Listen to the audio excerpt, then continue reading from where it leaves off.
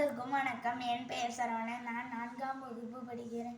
என் பள்ளியின் பெயர் ஊராட்சி ஒன்றிய தொடக்கப்பள்ளி சேரன் மகாதேவி, திருநெல்வேலி மாவட்டம்.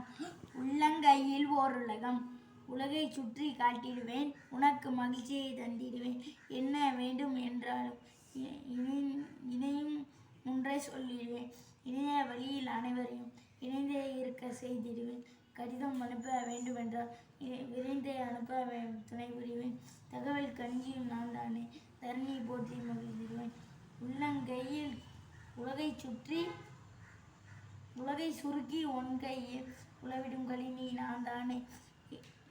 என்றும் ஓய்வு எனக்கில்லை, எதிலும் சோர்வு என்றில்லை.